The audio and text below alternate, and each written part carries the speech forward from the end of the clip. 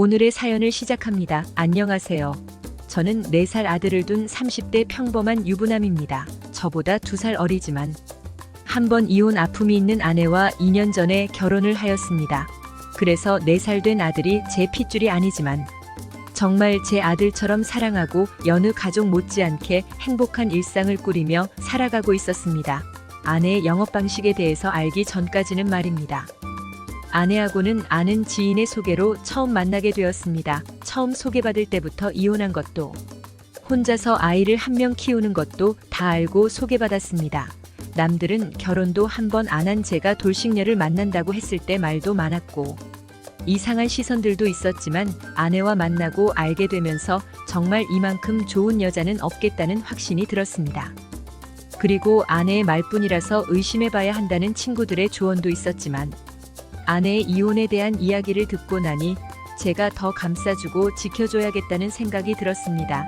집에서 전업주부만 했었던 아내가 위자료도 한 푼 받지 못하고 양육비도 안 들어오는 상황에서 아들과 먹고 살기 위해서 찾은 직업이 보험 설계사였습니다.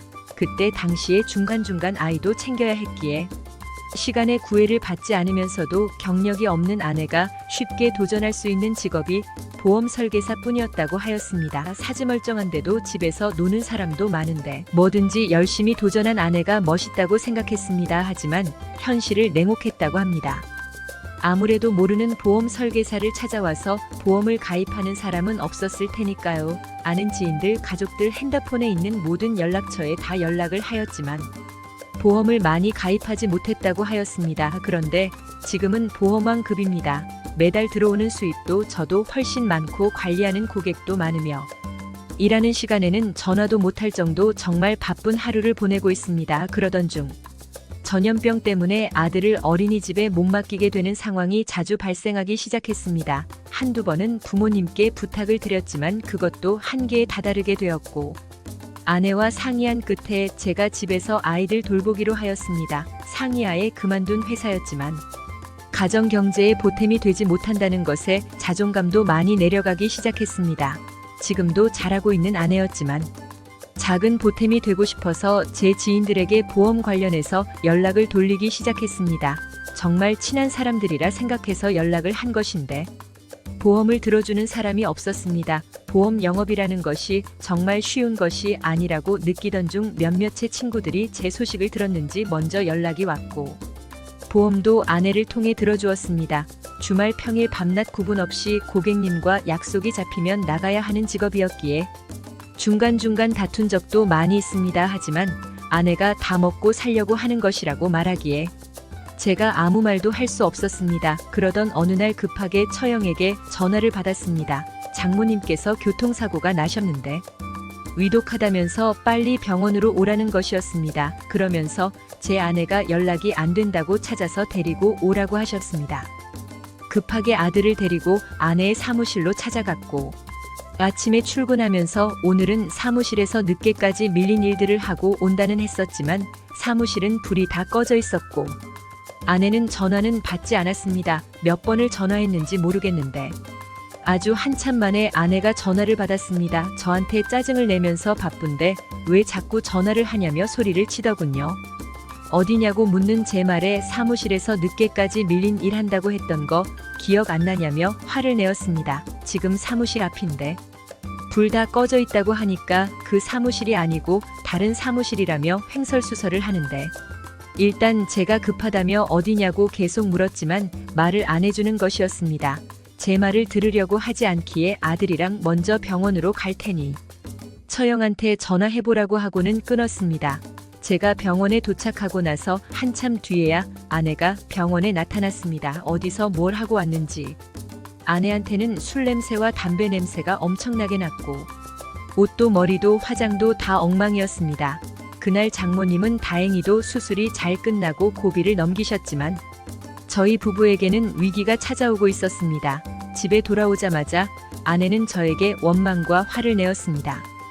왜 이렇게 늦게 알려줬냐면서 잘못되어서 엄마 못 보고 돌아가셨으면 어떡할 뻔했냐며 화를 내는데 정말 어이가 없었습니다. 처형에게 연락을 받자마자 아내에게 계속 전화를 걸었고 연락이 되지 않아 아들을 챙겨 사무실로 찾아갔고 받을 때까지 전화를 계속했는데 여기서 제가 더 할 수 있는 게 있을까요? 제가 부족한 행동이 무엇인지도 도저히 모르겠더군요.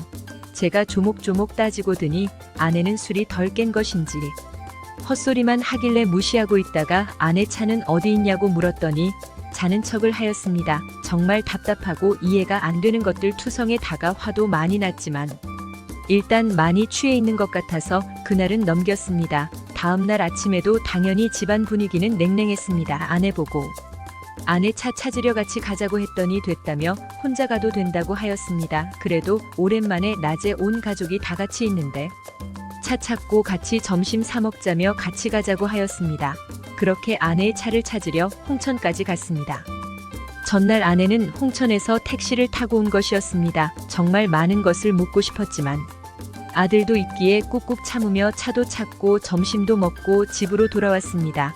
그날 밤에 아내에게 어떻게 차가 홍천에 있냐고 물었지만 아까 낮에는 홍천에서 술을 먹어서 택시 타고 왔다고 해놓고 후배에게 차를 빌려준 거라고 거짓말을 하는 것이었습니다. 또 조목조목 따지고 들자 말을 피하고 자려고 하길래 결국 참고 있던 화를 내었습니다. 당장 전부 솔직하게 말을 하라고 하였습니다. 아내가 답답하게 하면 할수록 제 머릿속에는 오만 가지 생각이 다 들었습니다. 정말 뉴스에서 나오는 것처럼 인터넷에서 나오는 것처럼 정말 그렇고 그렇게 하고 다니면서 보험 팔고 다니는 거냐고 물었습니다. 아내는 아무 말 없이 울고만 있었습니다.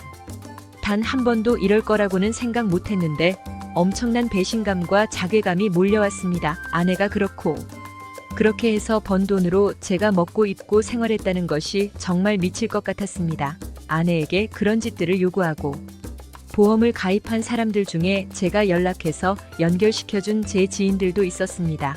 그 밖에 아내가 말해준 사실들은 저에게 엄청난 충격을 주었습니다. 아무 말 없이 집에 왔습니다. 아내에게 미안하다는 장문의 문자와 함께 이혼하고 애 혼자서 키우면서 보험을 팔려고 하니 그 방법밖에 없었다며 이해해달라고 하였습니다.